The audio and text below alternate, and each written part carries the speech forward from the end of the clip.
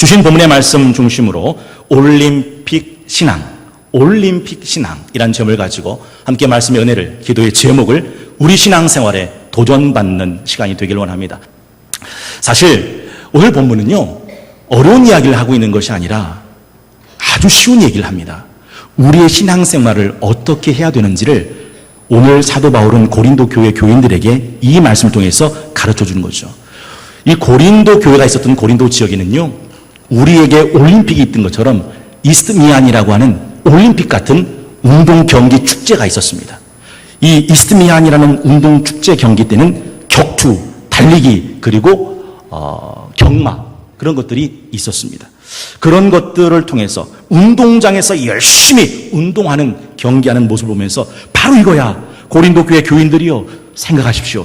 이 사람들이 이렇게 열심히 운동해서 승리를 위하여, 우승을 위하여 달려가는 것처럼 우리의 신앙생활도 이렇게 신앙생활을 해야 된다고 가르쳐주기 위한 말씀이더라 하는 것이죠. 아도 홈즈라는 사람이 아주 유명한 말을 했습니다. All truth is God's truth. 모든 진리는 하나님의 진리다. 그렇습니다. 운동 경기에서 우승할 수 있는 원리가 있다면 이 원리는 신앙생활에서 승리할 수 있는 원리와 같다라는 뜻이죠. 오늘 본문을 통해서 길어 올린 5가지 영적인 교훈을 함께 나누면서 은혜를 나누기를 원합니다. 첫 번째는 다는 아니다라는 겁니다. 오늘 본문 24절은 이렇게 시작하지 않습니까? 운동장에서 다름질하는 자들이 다 달릴지라도 오직 상을 받는 사람은 한 사람인 줄 너희가 알지 못하냐. 다 달려간다고 다 상 받는 게 아니다. 그러니 너희도 이 상을 받도록 이와 같이 다름질하라 하는 것입니다. 이번 리우 올림픽 참가한 나라가 208개 나라래요. 참가 선수만 1903명. 우리나라만 해도 283명이 출전했습니다. 여쭤보겠습니다. 1093명, 우리나라 283명 다 올림픽 참가했으니까 다 메달 따오죠? 아닙니다. 참가는 하지만 메달은 따오는 사람만 따옵니다. 실제로 우리나라가 금은 9개, 은은 3개, 동은 8개, 총 20개가 전부입니다. 나머지 283명 중에 나머지는 메달 없이 돌아올 수밖에 없더라 하는 것이죠. 왜 이게 중요한가? 신학에 보면 만인구원론이라는 신학이 하나 있습니다. 이게 무슨 말이냐면 결국엔 하나님이 온 땅 다 구원하셔서 천국에 이르게 하시고 지옥에 있는 사람은 아무도 없다라고 하는 것이 만인구원론입니다. 저는 그랬으면 좋겠습니다. 정말 그랬으면 좋겠습니다. 그러나 그 가르침은, 그 사상은, 그 신학은 다른 복음, 성경적이지 않은 지극히 이단적인 사설에 지나지 않습니다. 성경은 단 한 번도 그렇게 말씀하고 있지 않기 때문입니다. 예수님께서 친히 말씀하신 마태복음 13장 47절 48절에 보면 이렇게 말씀하죠. 또 천국은 마치 바다에 치고 각종 물고기를 모는 그물과 같으니 그물에 가득함에 물가로 끌어내고 앉아서 함께 읽겠습니다. 시작. 좋은 것은 그릇에 담고 못된 것은 내버리니라. 그물로 다 담았으면 담은 고기를 다 가지고 가는 게 아닙니다. 일단 앉아서 좋은 건 그릇에 담고 못된 건 내버린다. 이게 천국이다 라고 말씀하고 계시더라는 거죠. 오늘 본문도 역시 마찬가지예요. 다 다른 박질 할지라도 다 상 얻는 건 아니다. 한 사람만 상을 얻으니 너희도 이와 같이 상을 얻기 위해서 열심히 다름질 해야 된다라고 말씀해 주고 계시죠. 두 번째가 최선을 다해야 한다 하는 것입니다. 한번 따라해 보실까요? 최선을 다해야 합니다. 사실 이게 너무 밋밋해요. 이게 너무 진부해요. 누가 몰라요? 최선을 다한다. 이거 기가 닳도록 들은 얘기입니다. 그런데 조심하십시오. 이게 왜 무서운 일이냐면 이게 너무도 뻔하니까, 너무도 밋밋하니까, 너무도 진부하니까 여기에 걸려 넘어지는 사람이 너무 많은 겁니다. 진짜 최선 다하지 못하는 사람은요, 망해요. 결국은 그 상을 잃어버릴 수밖에 없습니다. 24절 다시 한번 읽어볼까요? 운동장에서 다름질하는 자들이 다 달릴지라도 오직 상을 받는 사람은 한 사람인 줄 너희가 알지 못하느냐. 너희도 상을 받도록 이와 같이 다름질하라. 이와 같이 다름질하라는 것은 내 삶의 신앙의 경주에 최선을 다하라. 그 얘기입니다. 여러분, 이게 왜 중요하냐면 이 사진이 하나 나오는데, 여러분, 이 사진은 어떤 사진이냐면 여자 마라톤 42.195km를 달렸던 독일 쌍둥이 자매가 들어올 때 쌍둥이 자매가 손을 맞잡고서 행복하게 결승선을 통과하는 사진입니다. 여러분이 볼 때 저 사진을 보면서 흐뭇하고 훈훈하십니까? 아니면 저 좀 이상한데? 하고서 불쾌해집니까? 어때요? 쌍둥이 자매가 올림픽에 나가서 42.195km를 완주하고 손 붙잡고 같이 들어오는 저 사진이 여러분한테는 어떻게 다가오십니까? 굉장히 많은 사람들이 야, 참 훈훈하다라고 생각할 것 같은데 저 사진이 바로 독일의 국민적인 분노를 산 사진입니다. 왜 그런가 하면 사실 독일의 쌍둥이 자매 안나 하너와 리자 하너라는 사람이 굉장히 비판의 여론에 휩쓸렸습니다. 이유는 딱 하나입니다. 저들은 최선을 다하지 않았다는 것이죠. 두 손을 잡고 결승선을 통과할 뿐만 아니라 42.195km를 뛴 사람의 얼굴로는 도저히 지을 수 없는 너무도 장난기 어린 웃음이 가득한 얼굴이라는 거죠. 그래서 공식 기록은 안나가 2시간 45분, 언니 32초로 81위, 동생 리자가 2시간 45분 33초로 82위인데 1등을 했던 케냐의 제미마 승공과는 21분 차이가 납니다. 그리고 실제로 본인들의 최고 기록보다는 15분 늦은 기록입니다. 두 자매를 향한 비판은 독일 육상계에서부터 시작되는데 비판의 내용을 들어보십시오. 결승전의 사진을 보면 하너 자매는 올림픽에 출전한 것이 아니라 동네 조깅을 하고 있는 것 같은 느낌이다. 최선을 다하지 않은 이런 모습은 독일 선수단 전체에 대한 모독이다. 그렇습니다. 중요한 건 1등 하느냐 2등 하느냐, 중요한 건 메달을 따느냐 메달을 못 따느냐가 아니라 중요한 것은 그들이 최선을 다했느냐 하지 않았느냐입니다. 전 여러분에게 한번 여쭤보고 싶은 거예요. 여러분은 지금 최선을 다해 여러분의 신앙의 경주를 달려가고 계십니까? 그렇다면 최고가 아니더라도 하나님 앞에서 가장 아름다운 신앙의 경주자의 모습일 겁니다. 그러나 내가 하는 이 신앙의 경주가 나의 최선이 아니라면 마지막 끝에 하나님께 들을 것은 책망밖에 없더라 하는 것이죠. 우리가 잘 아는 고린도전서에 있는 말씀, 우리를 그리스도 일꾼이요 하나님 나라의 비밀을 맡은 자로 여길지어다. 맡은 자들에게 구할 것은 충성이니라. 이 충성은 어떤 충성인지 아십니까?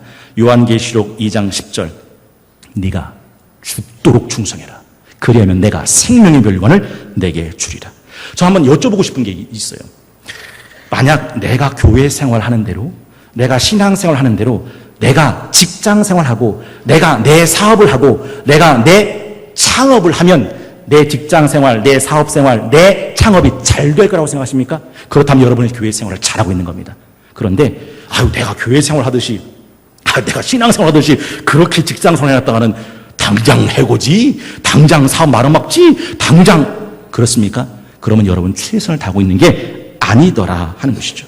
세 번째, 승리를 위해서는 부단한 자기 훈련이 필요하다는 거죠. 한번 따라해 보실까요? 자기 훈련이 필요합니다.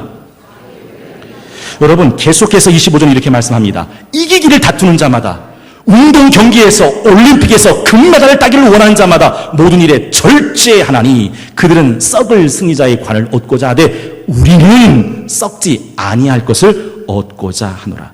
여러분, 이 절제라는 말 굉장히 중요한 말입니다. 나무에게 있어서는 전지한다라는 뜻이에요. 과수원지기가 좋은 열매를 맺으려고 사과나무 가지를 잘라내는 이 전지가 절제입니다. 토기장이가 흙으로 지은 토기를 1200도 불가마 속에 집어넣는 것, 이게 절제입니다. 대장장이가 용광로에서 꺼낸 그 뜨거운 철을 계속해서 담금질하는 게 이게 절제입니다. 운동선수가 자기 몸을 만들려고 열심히 훈련하는 것, 이게 절제입니다. 이렇게 믿음의 성도들은 경건에 힘을 쏟아야 한다라고 성경은 가르쳐주고 있습니다. 제가 한 장의 사진을 보여드리고 싶은데 이 사진이 미국의 흑인 체조 선수 바일스의 사진입니다. 이 바일스는 리우 올림픽이 낳은 최고의 스포츠 영웅 중에 한 사람이죠. 저 사람이 리우 올림픽에서 금메달을 내겠다고 동메달을 하나 따서 오관왕은 아니지만 엄청난 역사를 썼습니다. 이 선수는 아버지가 누군지도 모릅니다. 사생아죠. 엄마는 약물과 마약, 알코올 중독자입니다. 그래서 부모가 바이올렛을 버렸습니다. 왜 조부모한테서 자라나게 됐죠? 5살 때부터 체조를 시작했습니다. 매주 35시간. 놀라운 거예요. 믿든 안 믿든 이건 여러분의 자유입니다. 기사에는 단 하루도 빠뜨리지 않고 훈련을 했답니다. 사실 이 바이올렛이라는 여인은 흑인으로서 인종의 편견을 깨뜨렸고, 체격이 보신 분은 아시겠지만 약간 기형이에요. 체격적인 열악한 조건을 극복할 수 있었던 것은 딱 하나, 35시간 하루도 빠뜨리지 않았던 연습, 그것이 그의 금메달을 만들어요. 그가 뭐라고 말하는지 아십니까? 내 몸은 검지만 내 땀은 검지 않습니다. 내 몸은 검지만 내 땀은 검지 않습니다. 여러분, 썩어질 면류관을 얻기 위해서도 세상의 운동선수들이 자기의 몸을 이렇게 절제하는데, 썩지 않는 신앙의 영광스러운 면류관을 위해서 우리가 어떻게 신앙생활을 해야 되는지 생각해봐라 라고 사도 바울이 말씀해주고 계시더라 하는 것이죠. 사실 자기를 훈련시킨다는 거, 이게 굉장히 중요한 거예요.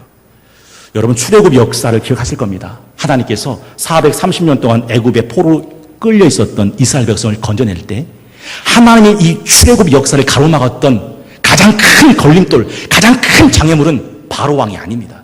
물론 바로 왕은 이스라엘 백성들을 끌어다가 국고성 비돔과 라암새성을 강제로 건축하죠. 물론 그들에게 끌어다가 흑벽돌과 흑이기로 고역과 노역을 시키죠. 심지어는 산파를 매수해서 히브리 민족이 애를 낳으면 목졸라 죽여버립니다. 그것도 모자라서 나일강에 이스라엘 백성이 출생하는 자들을 다 수장시키는 가장 포악했던 악독 군주였습니다. 그러나 하나님의 이 출애굽 역사를 가로막았던 것은 바로 왕이 아닙니다. 사실은 모세였어요. 하나님이 모세를 부르셨을 때 모세는 그 부르심에 응답하지 않습니다. 내가 누구한테 바로에게 갑니까? 네가 너를 보낸 신이 누구냐라고 말하면 전 뭐라고 말합니까? 아니, 하나님이 나를 보냈다고 말해도 이스라엘 백성들은 나를 믿지 않을 겁니다. 하나님, 내 입은 둔하고 내 혓바닥은 뻣뻣합니다. 난 말할 줄 모릅니다. 보낼 만한 사람을 보내세요. 난 못 갑니다. 바로가 아니라 모세가 하나님의 역사를 가로막는 가장 큰 장애물, 가장 큰 걸림돌이었다는 거예요. 제가 왜 이 말씀 드리느냐? 우리가 이 신앙의 경주를 달려갈 때, 약속의 땅을 향해 달려갈 때 나의 전진, 약진, 돌진을 가로막는 건 저 사람이 아닙니다. 다른 사람이 아니에요. 바로 내 자신, 내가 나를 가로막는 가장 큰 장애물이고 걸림돌로 남을 수 있다는 사실. 그래서 사도 바울이 뭐라 말하는지 아십니까? 27절, 내가 내 몸을 쳐 복종하게 하는 것은 다른 사람이 아니에요. 내가 내 몸을 쳐 복종하게 하는 것은 내가 남에게 전파한 후에 자신이 도리어 버림을 당할까 두려워하기 때문이다 라고 말씀하고 계시더라 하는 것이죠. 여러분, 바울이 왜 위대한 사람이냐면 바울한테는 엄청난 믿음의 확신이 하나 있었습니다. 세상 그 무엇으로도 흔들 수 없는 확신. 로마서 8장 35절부터 여러분 들어보십시오. 누가 우리를 그리스도의 사랑에서 끊으리요? 환난이나 공고나 박해나 기근이나 적시나 위험이나 칼이 있겠느냐? 기록된 바 우리가 종일 주를 위하여 죽임을 당하게 되어 당할 양같이 여김을 받았나이다 함과 같으니라. 그러나 이 모든 일에 우리를 사랑하시는 이로 말미암아 우리가 넉넉히 이기느니라. 내가 확신하노니 사망이나 생명이나 천사들이나 권세들이나 현재 일이나 장래이나 능력이나 높음이나 깊음이나 다른 어떤 피조물이라도 우리를 우리 주 그리스도 예수 안에 있는 하나님의 사랑에서 끊을 수 없느니라. 여러분, 이게 사도 바울이 갖고 있던 엄청난 확신입니다. 어떤 것도 죽음도 하나님의 사랑에서 끊을 자가 없다. 그런데 이 엄청난 확신을 갖고 있던 사도 바울이 27절에서 뭐라 말합니까? 내가 내 몸을 쳐 복종하게 하는 것은 내가 남에게 전파한 후에 자신이 도리어 버림당할까 두려워하기 때문이다. 바로 이겁니다. 자기 훈련. 이것이 우리의 신앙에 반드시 필요한 영적인 원리다라는 거죠. 여러분, 이 엄청난 확신을 갖고 있는 사도 바울, 그럼에도 불구하고 자기 몸을 쳐 복종시키는 일에 게으르지 않았어요. 나태하지 않았다는 거죠. 전 여러분에게 여쭤보고 싶은 거예요. 여러분의 신앙생활, 경주생활, 신앙 경주할 때 이런 치열함이 있으시냐 하는 거예요. 이 치열함이. 네 번째가 있는데, 썩을 것을 버리고 썩지 않을 것을 취해야 한다 하는 겁니다. 한번 따라해 볼까요? 썩을 것을 버리고 썩지 않을 것을 취해야 합니다. 사도 바울은 그렇게 운동장에서 열심히 다름질하고 열심히 달려가는 사람 우승한다고 해도 결국 그들이 갖고 있는 것 월계수잖아요. 월계가 아니잖아요. 머리에 썼다가 잠깐 메마르고 시들고 말라서 버려져서 없어지는 것이죠. 이런 썩어질 것이 아니라 썩지 않을 것을 향해 우리는 달려간다라고 말하죠. 25절은 계속해서 이 길을 다투는 자마다 모든 일에 절제하나니 그들은 썩을 승리자의 관을 얻고자 하되 우리는 썩지 아니할 것을 얻고자 하노라. 그 화관이나 화환이나 월계수관이나 솔잎 같은 거 야생 감나무 잎으로 만들고 파슬리로 만드는 거, 그런 것들이거든요. 제가 책을 읽다가 깜짝 놀란 게 있는데, 그 결혼식장에 한 번 결혼하는데 식장 꽃꽂이가 하는 게 2천만 원이래요. 아, 보통 그렇게 하는구나.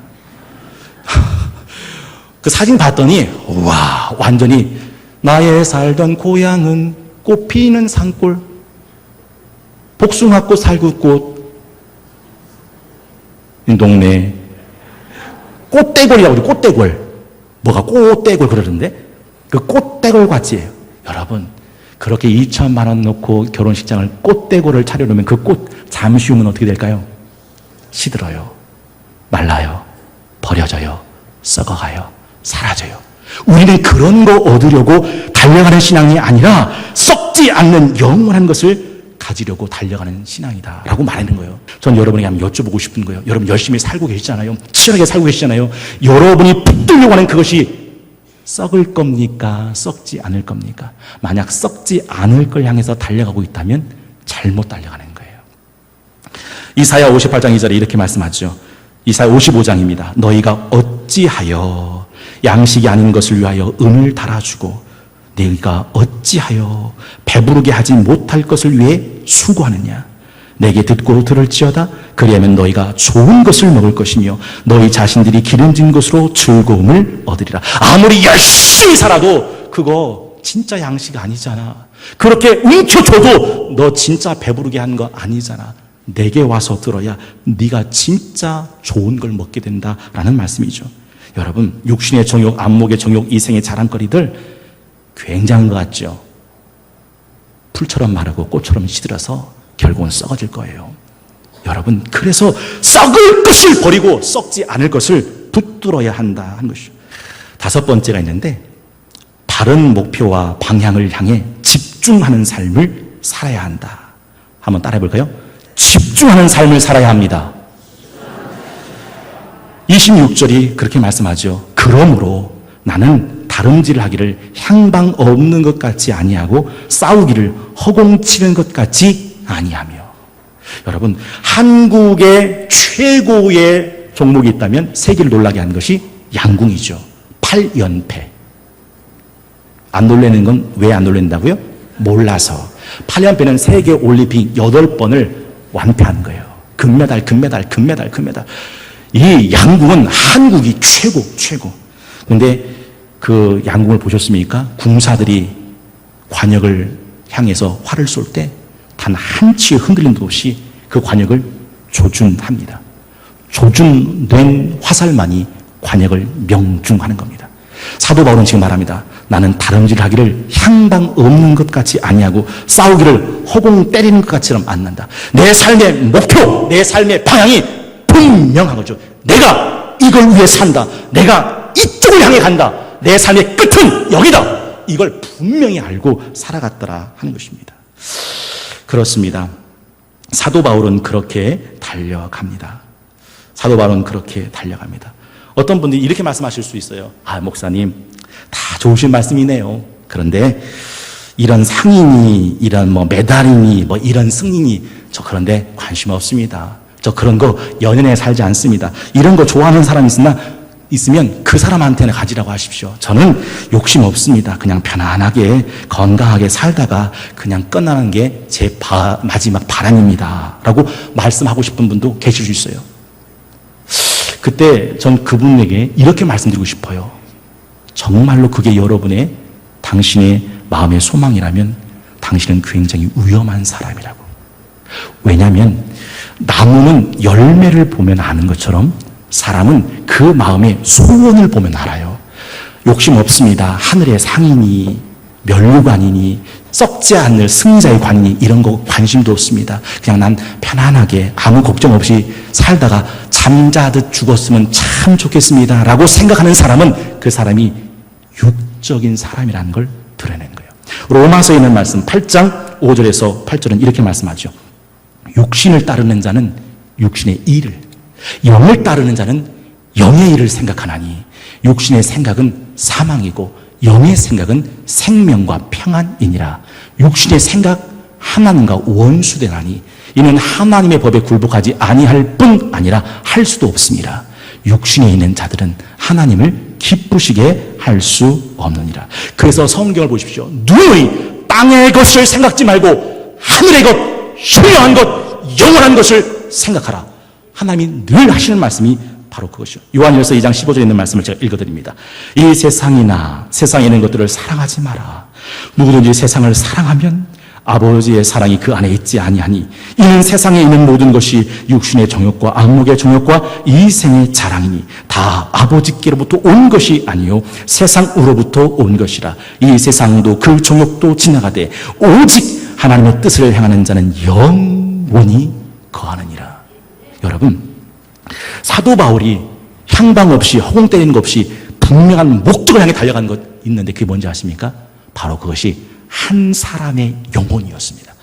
본문에는 안 나왔지만 그 앞장에 보면 9장 19절에 보면 그 사도 바울이 붙잡았던 한 방향, 분명한 삶의 목표와 방향이 있습니다. 19절, 내가 모든 사람에게서 자유로우나 스스로 모든 사람에게 종된 건 더 많은 사람을 얻고자 함이라. 20절부터 22절은 무슨 얘기냐면 난 유대인이지만 유대인이 아닌 사람한테는 유대인이 아닌 사람인 것처럼, 이방인에게는 이방인 것처럼, 율법 없는 자에게는 율법 없는 사람인 것처럼, 율법이 있는 사람한테는 내가 율법 있는 사람처럼 다가갔다. 22절 한번 읽어볼까요? 22절, 약한 자들에게 내가 약한 자와 같이 된 것은 약한 자들을 얻고자 하며 내가 여러 사람에게 여러 모습이 된 것은 아무쪼록 몇 사람이라도 구원하고자 함이니. 사도 바울이 평생 달려갔던 목표가 뭔지 아십니까? 단 한 사람의 영혼이라도 구원에 이르게 만드는 것. 이게 삶의 목적과 목표였더라 하는 것이죠. 사랑하는 성도께 성도 여러분, 이제 내일이면 2016년 브라질 리우 올림픽은 끝납니다. 17일 동안 타워왔던 올림픽 성화도 꺼지게 될 겁니다. 그러나 잊지 마십시오. 우리 신앙의 올림픽은 아직 끝나지 않았습니다. 물론 리우올림픽이 끝나는 날이 다가온 것처럼 우리의 신앙의 올림픽도 끝나는 날이 다가오게 될 것입니다. 그때 여러분은 신앙의 영주를 다 달려가고 난 다음 버려지게 될 건지, 아니면 메달리스트들이 시상대에 올라서 나는 자랑스러운 태극기 앞에 동해물과 백두산이 뜨거운 눈물과 기쁨의 감격의 눈물을 흘린 것처럼 착하고 충성된 종아, 네가 작은 일에 충성하였으며 내가 많은 것을 네게 맡기리니 내 주인의 즐거움에 참여할지어다 라고 하는 하나님의 칭찬과 상급을 받게 될 것인지 생각해 보십시오.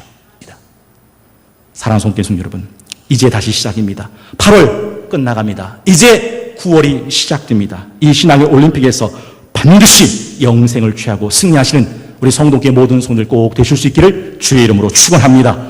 축원합니다.